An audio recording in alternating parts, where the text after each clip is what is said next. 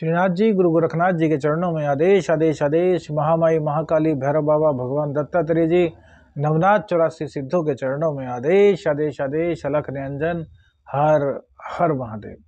आज बात करेंगे मीन राशि की, दिसंबर की। दिसंबर राशि, दिसंबर महीना मीन राशि के लिए कैसा रहेगा? देखिए, राहु आपके लग्न में विराजमान रहेंगे, बृहस्पति आपके सेकंड हाउस में, केतु आपके 7th हाउस में, शुक्र देव आपके अष्टम स्थान में विराजमान रहेंगे, मंगल देव आपके नवम भाव में, सूर्य और बुध आपके 10th भाव में विराजमान रहेंगे, जबकि शनि देव आपके 12th भाव में विराजमान है।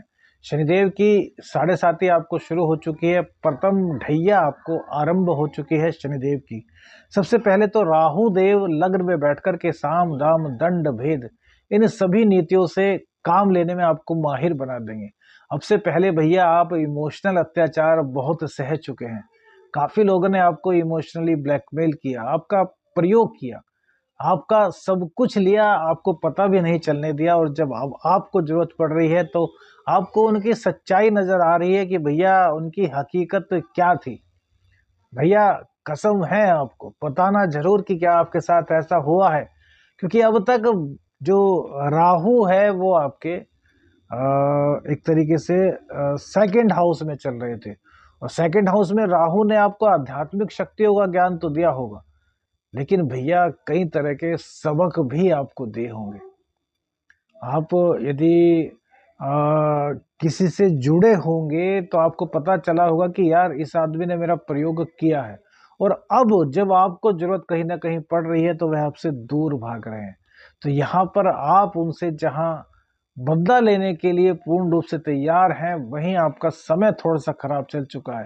तो राहु देवता को यहाँ पर आपको क्या करना है? पॉजिटिव करना है। देखिए, राहु मीन राशि में कहीं भी अच्छे नहीं होते, बृहस्पति देव की राशि में, और राहु से सेकंड हाउस में बृहस्पति हैं, और बृहस्पति से 12वें घर में राहु देव हैं।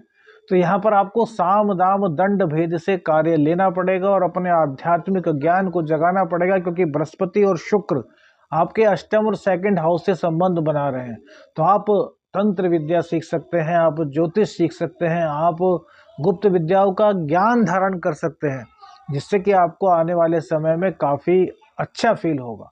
और एक चीज़ और आपको बताएं कि दाम्पत्य जीवन में जहां आपकी दिक्कत दिखाई देती है, लेकिन आपको किसी तीसरे की बात में आकर के अपने दाम्पत्य जीवन में कोई भी दरार पैदा नहीं करनी, क्योंकि राहु जो है ना वो क्या करेगा? राहु देवता आपके आसपास एक ऐसा ब्रह्म जाल बना देगा जिससे कि आपको अपने दाम्पत्य रिश्ते पर कहीं ना कहीं कुछ शक हो सकता है।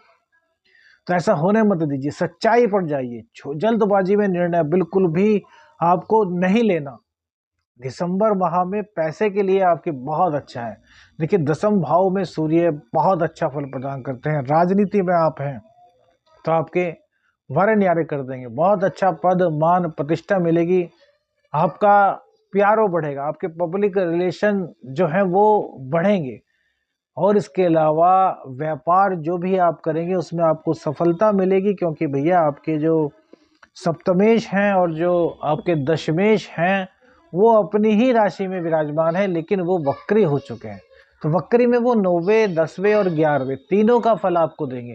तो यहाँ पर आपकी इनकम जहाँ बढ़ा रहे हैं, वहीं आपके जो सूर्य देव हैं वो खष्टेश हैं, खष्टेश होकर के 10वें स्थान में बुधादित्य योग में चले गए।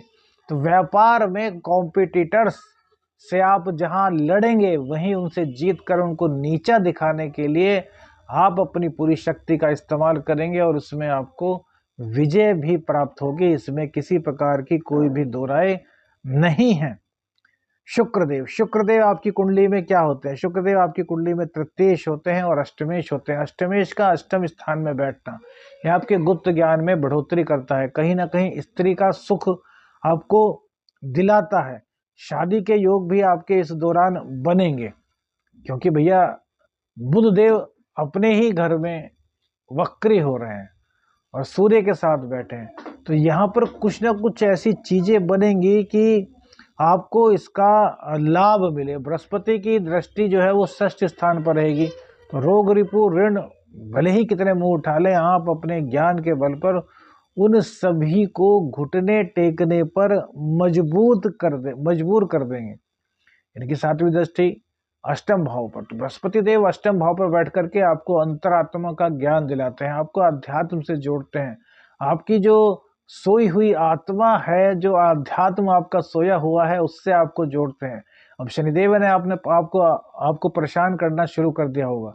जब हम परेशान होते हैं तभी ज्यादातर हमने देखा है कि वो अध्यात्म की ओर जोड़ते हैं कि चलो भाई इन पंडित जी के पास चलते हैं, गुरु जी के पास चलते हैं, पूछते हैं कि यार क्या दिक्कत हुई। तो हम कहते हैं कि हमेशा प्रभु का ध्यान करते रहिए, आध्यात्मिक बने रहिए। तो जब समय बुरा आएगा तब प्रभु का साथ मिलेगा और सहन शक्ति आपकी इतनी बढ़ जाएगी, कोई भी दशा आपको पूरी तरीके से विचलित नहीं कर पाएगी। अब इनकी 9वीं दृष्टि अपने ही घर पर बृहस्पति देव की पड़ रही है, तो ये आपके लिए बहुत अच्छा है। दिसंबर माह में साढ़े में आपने कई जगह अपनी ऐसी जगह देखी होंगी जहाँ पे आपको लाभ नहीं हो रहा, आपका बिजनेस एकदम से डाउन हो गया, लेकिन यह दृष्टि बृहस्पति की ये बहुत अच्छा है क्योंकि राहु देव यहाँ से निकल चुके हैं।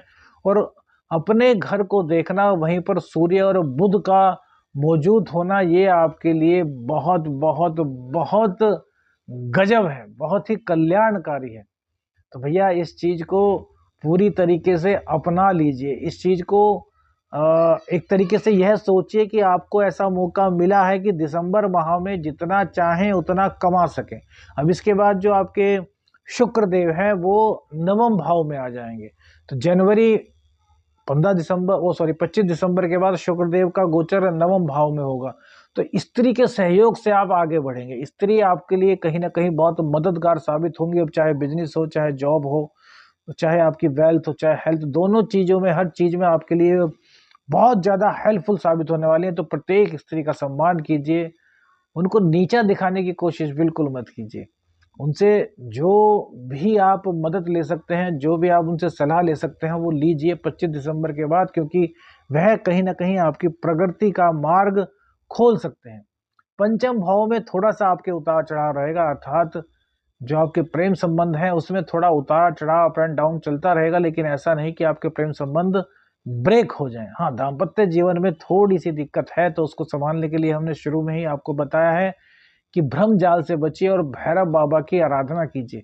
भैरव बाबा की जितनी आराधना आप कर सकते हैं उतनी ही आपको राहु केतु कि जितने भी खराब प्रभाव हैं, दुष्प्रभाव हैं, उनसे मुक्ति अवश्य ही मिलेगी। बुध को मजबूत करेंगे तो भी आपको राहु और केतु के दुष्प्रभावों से मुक्ति मिलेगी। अब देखिए, आपकी कुंडली में जो मंगल देव है, वो मंगल देव आपके भाग्येश हैं, वो आपके अपने ही घर में बैठे हुए हैं। तो भाग्य का साथ आपको मिल रहा है। भाग्य का साथ मिलने के चलते आपके जितने भी कार्य रुके हुए थे वो सब बन जाएंगे। कहीं पैसे की परेशानी थी, वो पैसे की परेशानी दूर होगी। हाँ, जॉब यदि आपके पास नहीं थी तो अब जॉब आपको मिलने के पूरे चांस है भैया। 31 दिसंबर तक आपको जॉब मिलने के लिए पूरी तरीके से तैयार रहना चाहिए। आपको जॉब मिलेगी। इसके लिए हरी घास पर सुबह को चलना शुरू कर दीजिए, तो जॉब के चांसेस आपके और ज्यादा अच्छे हो जाएंगे। अब इसके बाद एक चीज और कीजिए, सूर्य देव आपके 10वें भाव में आ चुके हैं। तो सूर्य देव को रोजाना अर्घ प्रदान करने से आपके बिजनेस भाव में बहुत ज्यादा गति आएगी। खस्टेज हैं आपके, खस्टेज 10वें स्थान में बैठे तो कहीं ना कहीं पॉलिटिक्स हो जाती है बिजनेस में। पॉलिटिक्स में आप माहिर रहेंगे, लेकिन आपके अंदर खाने की जो पॉलिटिक्स है वो थोड़ा आपको परेशान कर सकती है। तो आप उस चीज में मत उलझिएगा। आपको सूर्य देव की आराधना करनी है, जिससे कि आपको इस दुष्प्रभाव से मुक्ति मिल जाएगी।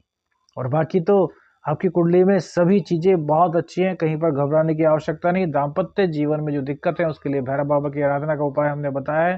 भैरव बाबा की आराधना कीजिए। आदेश आदेश अलख निरंजन। हर हर महादेव।